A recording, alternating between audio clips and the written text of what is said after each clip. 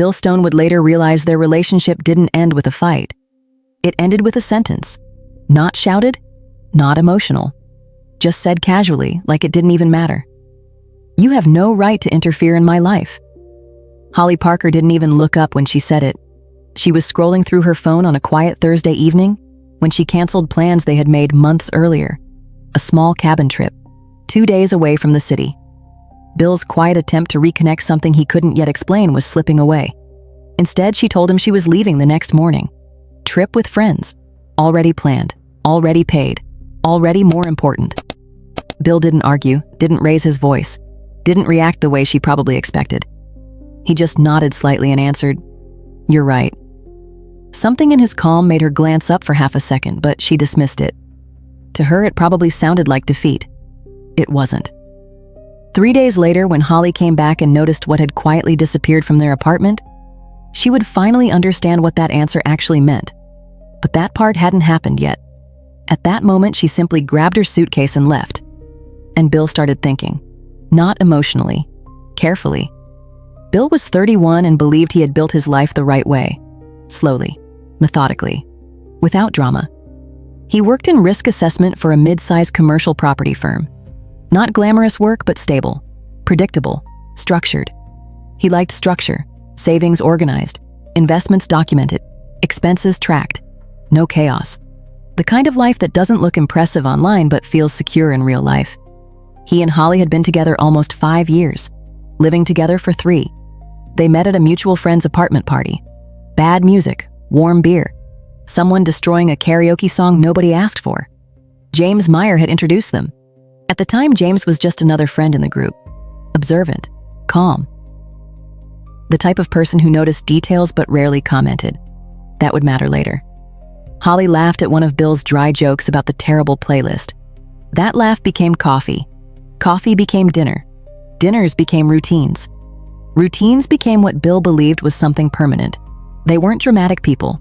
No social media performances, no fake perfection, just habits, shared grocery lists, Sunday takeout, shows they always watched together, private jokes nobody else would understand, plans for the future spoken out loud like they were already guaranteed, marriage eventually, maybe a house, maybe kids, no urgency, no pressure, until about 7 months earlier. That was when the change began. Not suddenly, quietly, like something slowly sliding out of alignment. Holly began going out more often. At first, Bill encouraged it. He believed trust meant freedom, not supervision. She often went out with Katie Dawson, university friend, outgoing, confidence, always knowing new places, wine lounges, late restaurants, pop-up events, escape rooms. Bill joined once or twice, but clearly wasn't part of that world. Girls' night, Holly would say, and Bill would smile. Have fun. And he meant it. At first. Then weekends started disappearing. The first trip was early summer. 3 days at a lake house rental. Photos showed cocktails and sunsets.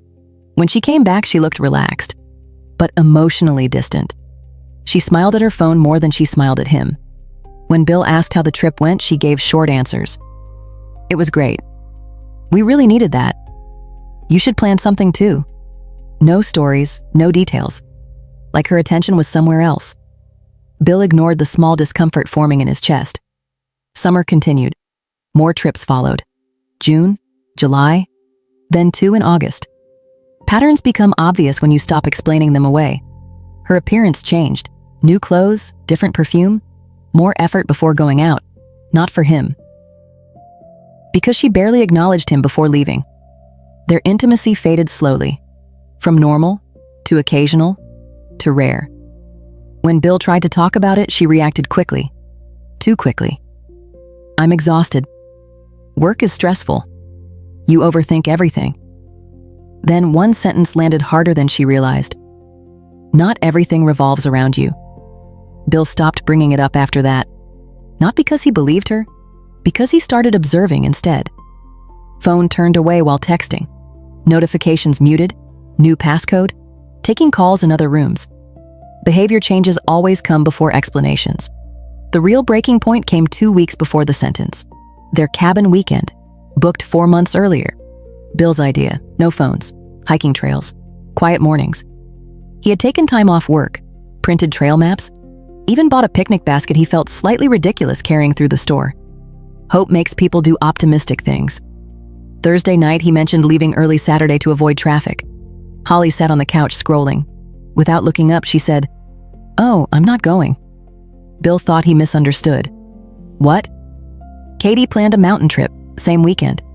Her tone suggested this was minor logistics. "I already told them yes." Silence filled the room. Not loud, cold. "Holly, we planned this for months. I took time off. The cabin is already paid for." She sighed like he was creating inconvenience. "Then cancel." "I can't cancel." "Then go alone." Bill searched her face for something familiar. "Are you serious?" She finally looked at him, annoyed, defensive. Phone still in her hand.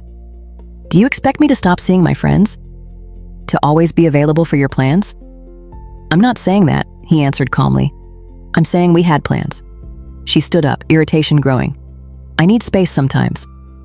Healthy relationships allow that. Then came the sentence, sharp, final. "You have no right to interfere in my life." Bill expected anger. Instead, he felt something unexpected.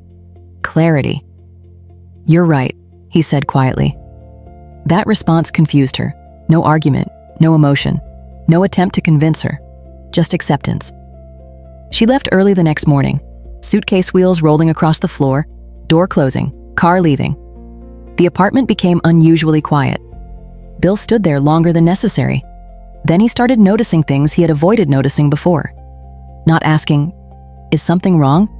but, "How long has it already been wrong?" And more importantly, what needs to happen now? 3 days later, Holly would walk back into that apartment and realize something important. Not everything that disappears makes noise. Sometimes the most serious decisions are made quietly, and Bill had just made his. "You have no right to interfere in my life." Holly Parker's voice cut through the apartment like broken glass. "I'm going on this trip. End of discussion." Bill Stone stood there looking at the woman he thought he would eventually marry, and felt something inside him change. Not anger, not heartbreak, something quieter, something final. "You're absolutely right," he said calmly. She blinked, clearly surprised he wasn't arguing. Most people expect resistance. Silence is more unsettling. "Good," she said. "Then we're done here." She turned and walked into the bedroom, closing the door with quiet finality. Bill remained in the living room. Their living room. The one where he paid most of the rent. The one filled with furniture he had mostly purchased. The one he had believed was a shared space. That was the moment he made his decision. What Holly didn't realize was that Bill had always been careful with money. Very careful. While she spent freely on clothes, brunches, and weekend trips, Bill had been building something invisible. Savings, investments, emergency reserves, plans for a future he thought included her. The apartment lease was in his name, not originally by design, by necessity. When they moved in together, Holly's credit history had made approval difficult. Missed payments, high utilization, old student loans. Bill solved the problem quietly. Put the lease in his name. Told her it didn't matter. At the time, he believed that. The car she drove was also under his name. Same reason. Her financing options had been limited because of existing debt she hadn't fully disclosed until they were already living together. Bill hadn't complained. He simply adjusted, covered the payments, told himself that was what partners did. The television, sound system, espresso machine she used every morning, dining table, even most of the kitchen equipment, purchased gradually, paid by him. For almost 2 years, he had quietly subsidized a lifestyle she was now clearly enjoying without him. That realization didn't make him emotional. It made him precise. That night, Bill didn't sleep.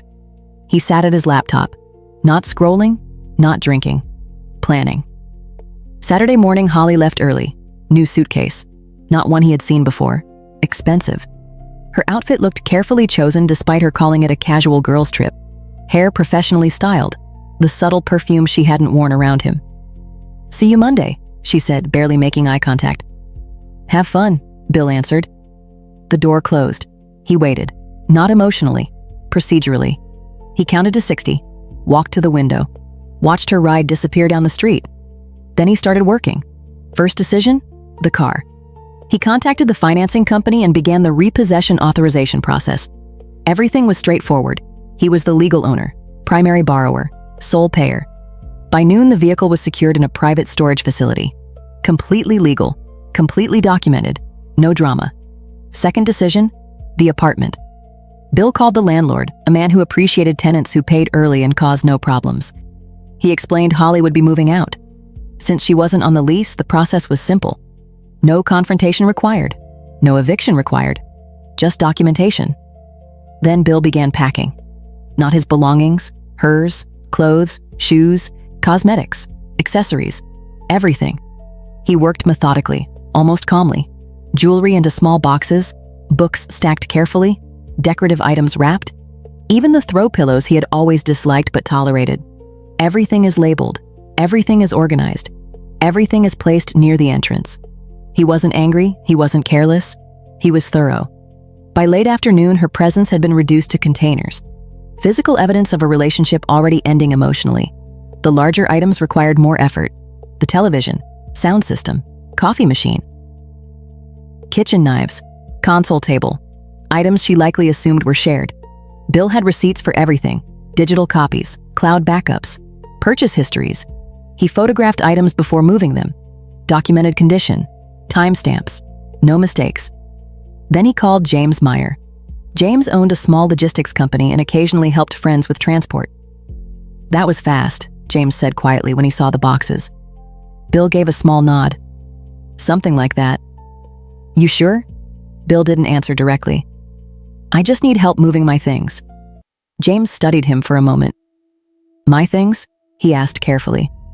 My things, Bill confirmed. James understood immediately. James was the type of friend who knew when silence was support. They loaded everything into a small truck. No unnecessary conversation, no advice, just action. They transported everything to a storage unit across town, 10 by 10, climate-controlled, temporary. When they finished, the apartment felt different. Not empty, but lighter, like tension had weight. That night, Bill sat on the couch eating takeout. For the first time in months, he felt something unexpected. Peace, not happiness, not satisfaction, just quiet certainty. Sunday, he handled the next detail: the phone plan, family package, his account, her number, removed, transferred to individual billing.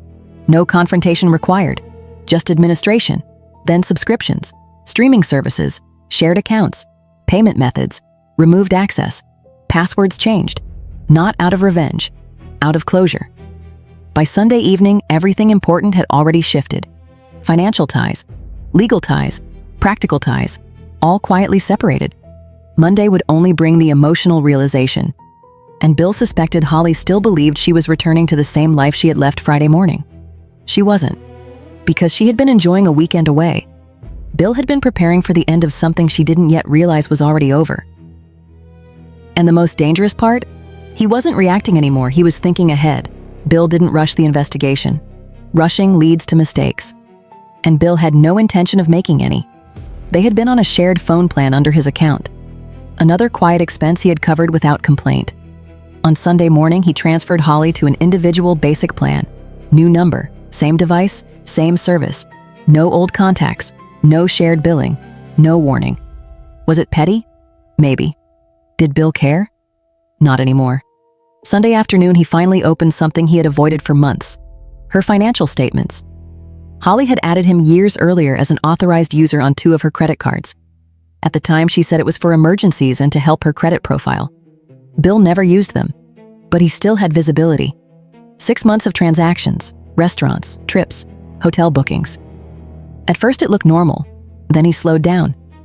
Details always change everything. Romantic restaurants for 2. On nights she claimed she was with Katie. Wine bars known for couples. Reservations for 2 guests. Not groups, 2. Hotel charges inside their own city. That bothered him most.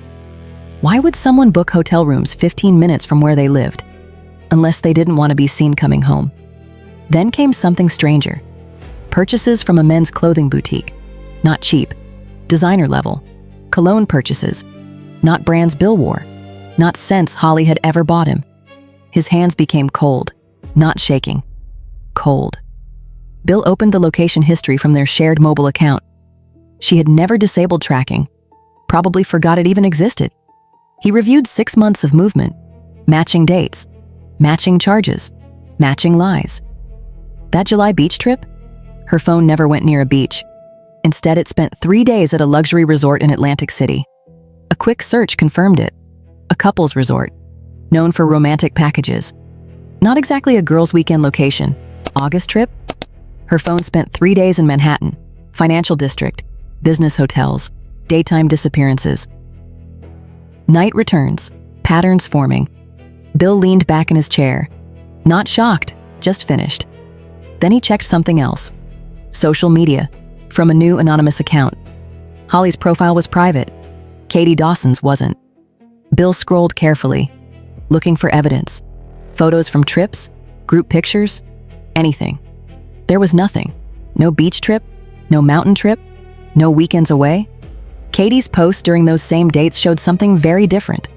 Local brunches, birthday dinners, fitness classes, city events.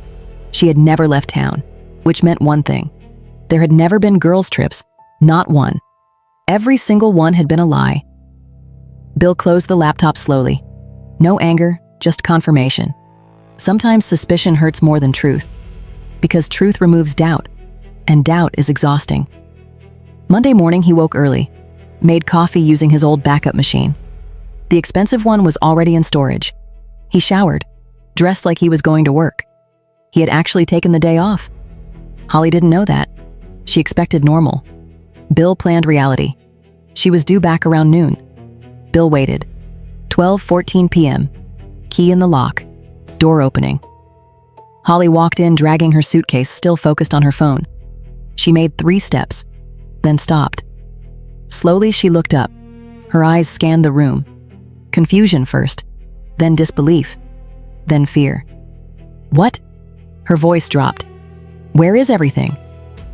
Bill sat calmly at the dining table, one of the few pieces left. The living room looked different. TV gone, sound system gone, decor gone. Even the curtains he bought were gone. The space looked emotionally neutral. "Hey," Bill said evenly. "How was your trip?" She didn't answer. She walked further inside, faster now. "Where's the TV? Where's my things?"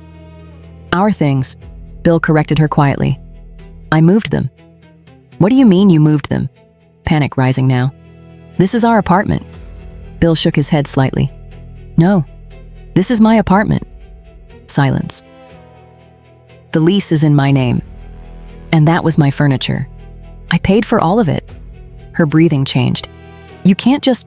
She grabbed her phone, probably to call someone, then froze, staring at the screen. "What the hell?" Her fingers moved faster. "My contacts. My number. My phone isn't right." Bill took a sip of coffee. Calm, predictable. "Oh," he said. "Right."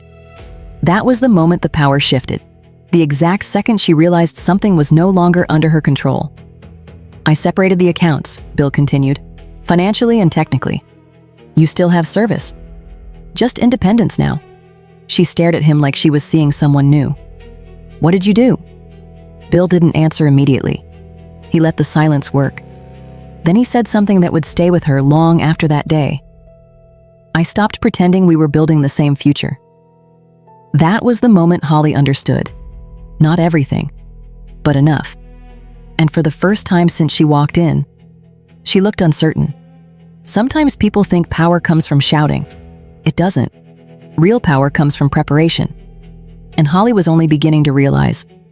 Bill had been preparing longer than she thought. "I switched you to an individual plan," Bill said calmly. "You still have service, just a new number." Holly stared at her phone like it had betrayed her. "You changed my number?" Her voice rose. "Are you insane?" Bill didn't react. "It's my phone account," he said simply. "My contract, my payments." Silence. "Same as the car that's no longer outside." Her head snapped up. "What?" "It's in storage. Loan is in my name. I moved it Saturday." Bill watched the realization begin. First confusion, then calculation, then fear. She slowly looked around the apartment again, this time differently. Not as a home, as an inventory. And she was starting to understand how much of her daily life had been quietly financed by someone she had just pushed away. "You can't do this," she said, but her voice wasn't strong anymore. "This is illegal." Bill shook his head slightly. "You were never on the lease." "I confirmed everything with the landlord." "Your belongings are packed." He nodded toward the hallway. "Boxes are by the door." She turned slowly. 15 boxes, her clothes, shoes, cosmetics, everything she had brought into his life now reduced to cardboard. When she turned back, her eyes were already wet. "Why?" she asked quietly. Bill didn't answer immediately. Instead, he asked something else. "How was the mountain trip?" She blinked. "What?" "The girls' trip. With Katie Dawson. How was it?" Something crossed her face. Guilt, fear, recognition. "It was fine," she said. Bill nodded slowly. "Good." Then he unlocked his phone, opened a folder, screenshots, statements, locations, timelines. "I reviewed the credit card activity. The accounts you added me to. I saw some interesting things." He swiped slowly. Romantic restaurants, reservations for 2, hotel bookings, Katie's social media posts, dates not matching. "Funny thing," Bill continued calmly, "Katie never left town. She posted local events the same weekends." Holly's face drained of color. "So I'm curious," Bill continued. "Where were you really?" Silence. Bill swiped again. "Location data. Your phone history was still active." "You forgot about that." He turned the screen toward her. "Manhattan. The Westbridge Hotel. 3 nights. Room service for 2. Quite the girls' trip." "I can explain." "Can you?" Bill stood up slowly. Not aggressive, controlled. She instinctively stepped back. "Can you explain the hotel bookings in our own city? Romantic dinners? The men's boutique purchases? The cologne that definitely wasn't for me?" She opened her mouth, closed it. No words came. Bill already knew. "I found his name," he said quietly. Her breathing stopped. "Daniel Brooks. Finance sector. That explains the financial district hotels. You've been seeing him about 7 months. Right when everything changed." Tears started falling. "I didn't mean for it to happen." Bill cut her off gently. "Don't. I don't need reasons. I need facts." Silence. "You didn't just cheat," Bill continued. "You used me while doing it." Her shoulders collapsed.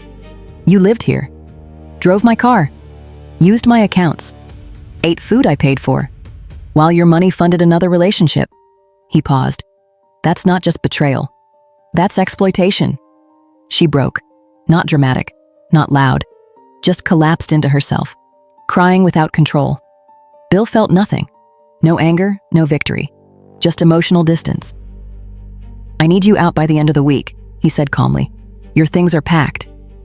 Figure out where you're going. Maybe Daniel's place. Or Katie's, if she even knows." "Please," Holly whispered. "We can fix this. I'll end it. I'll block him. I'll do anything." Bill shook his head slowly. "I don't want to fix this. I want it finished." Silence. "You said I had no right to interfere in your life. So I'm not interfering. I'm just removing myself and everything that belongs to me." That sentence broke what was left. She collapsed onto the couch, crying harder. Bill grabbed his jacket. No rush, no anger, just closure. "I'll be back Thursday evening. Be gone by then. Take your boxes. Leave the key." Her voice cracked. "Where am I supposed to go?" Bill paused at the door for a moment, then answered calmly. "You were right. I have no right to interfere in your life. So that's your problem now." And he walked out, without looking back. Sometimes people think revenge is loud. It isn't. Real consequences arrive quietly, without shouting, without drama, just structure. And for the first time since Holly met him, she was realizing something terrifying. Bill wasn't reacting anymore. He was finished. Holly Parker moved out before Thursday. No fight, no final argument, just boxes quietly disappearing from the hallway. Bill came back to an apartment that didn't feel empty. It felt accurate. Half her things were gone. Half she left behind. He didn't check what she took. He didn't check what she left. Because at some point you stop counting what someone removed from your life and start noticing what they were already taking while they were still in it. By Saturday, he donated everything she abandoned.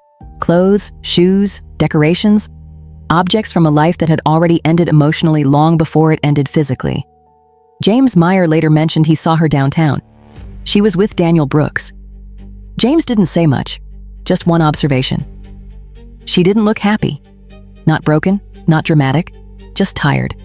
Like someone adjusting to consequences they never expected to actually arrive. Holly tried reaching Bill from a new number. Long messages, apologies, explanations, promises. People always promise stability after they become the source of instability.